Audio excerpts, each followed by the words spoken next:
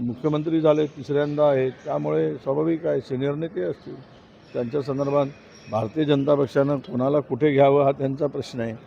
आणि आम्हाला इच्छा आहे की ते पंतप्रधान 29च्या आतमध्ये व्हावेत. 29 नंतर तर काही संधी नाही, त्यामुळं आमची ती इच्छा आहे. पण ते झालं पाहिजेत, व्हावेत मराठी माणूस एकदा तरी. पण ते काय थांबवतील, एवढ्यावरतीच त्यांना मर्यादित ठेवतील, याच्या पुढं नेतील, ते आता पुढे आम्ही आपल्या सगळ्यांना बघायला मिळणारच आहे. अध्यक्षतेबाबत काल मंत्रिमंडळाच्या बैठकीत चर्चा झाली. अनेक मंत्र्यांनी आक्षेप घेतला तुकाराम मुंढे यांच्या निर्णयावर. नाही, नक्कीच एक खरं म्हणजे हा निर्णयच मुळात झालेला चुकीचा होता.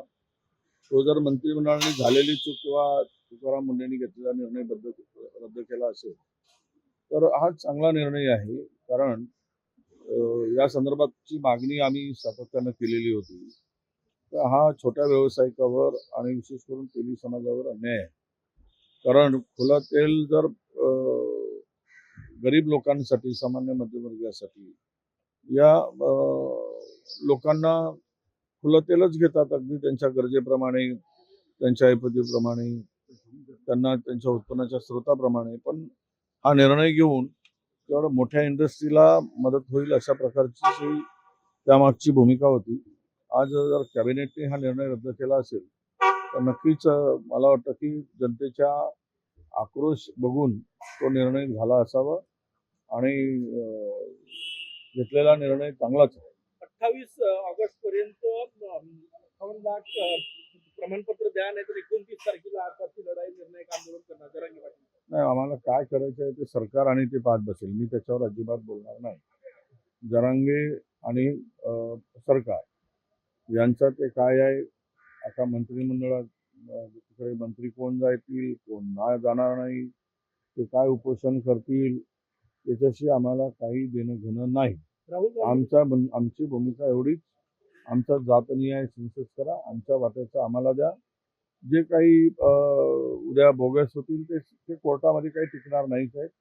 आताही ते निर्णय झालेत, पुढेही होणार आहेत. त्यामुळे न्यायाच्या चौकटीत बसतील, संविधानाच्या चौकटीत बसतील. त्यांना त्या जातीमध्ये समावेश केला जाईल.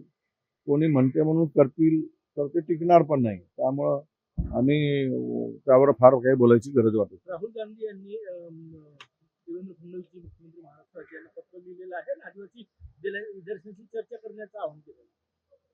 ती मुलगी जी आली स्टेजवर, त्या आदिवासी विद्यार्थ्यांच्या समस्या आणि आदिवासी विद्यार्थ्यांच्या वेदना घेऊन ती मुलगी त्या ठिकाणी आलेली होती.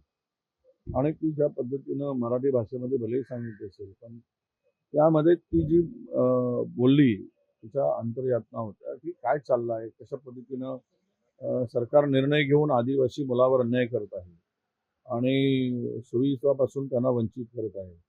जर प्रेग्नन्सी टेस्ट 1 महिना सुट्टीवर झाल्यावर घेत असेल तरी किती किळसवाना प्रकार आहे. म्हणजे आदिवासी मुलींवर किती तुम्ही अविश्वास दाखवताय, त्यांच्या चारित्र्यावर तुम्ही अविश्वास दाखवताय. अशा प्रकारचे गंभीर प्रश्न निर्माण होतात आणि यातून मला वाटतं की असे अनेक प्रश्न आहेत. त्यामुळे राहुलजींनी ते गांभीर्यानं घेतलं आहे, सिरियसली घेतलं आहे. म्हणून मुख्यमंत्र्यांना पत्र लिहिलं आहे की यावर चर्चा करा, तोडगा काढा. आणि मला वाटतं की मुख्यमंत्र्यांनी यावर प्रायोरिटीनं ही चर्चा करावी आणि आदिवासी विद्यार्थ्यांचे प्रश्न सोडवावे. मुख्यमंत्री देवेंद्र फडणवीस यांचं भाजपचं सर्वात ताकदवर संसदीय मंडळ आहे, त्यात पुन्हा निवड झालेली आहे.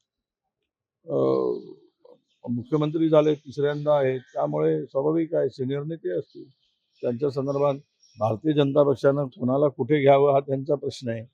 आणि आम्हाला इच्छा आहे की ते पंतप्रधान 29च्या आतमध्ये व्हावेत. 29 नंतर तर काही संधी नाही, त्यामुळं आमची ती इच्छा आहे. पण ते झालं पाहिजेत, व्हावेत मराठी माणूस एकदा तरी.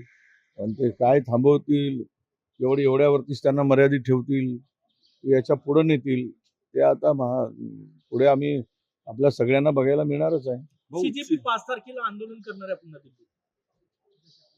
तर करू द्या ना, चांगले आहेत. विद्यार्थ्यांचे प्रश्न घेऊन जो लढतो आहे त्याला आम्ही कधीच विरोध केलेला नाही. आमचा पाठिंबाच आहे. राहुलजींचा सुद्धा पाठिंबा आहे. राहुलजीची सुद्धा CJ आपल्या म्हणण्यापेक्षा तरुणांच्या पाठीमागे राहुलजी आहेत. आणि जो त्या विद्यार्थ्यांसाठी लढतो त्याला त्याच्यासोबत उभं राहणं, विद्यार्थ्यांच्या सोबत उभं राहणं आणि जेनजीच्या मागे उभं राहणं हे राहुलजींनी ठरवलं आहे आणि त्यामुळेच त्यांना असा उत्स्फूर्त असा प्रतिसाद मिळत आहे.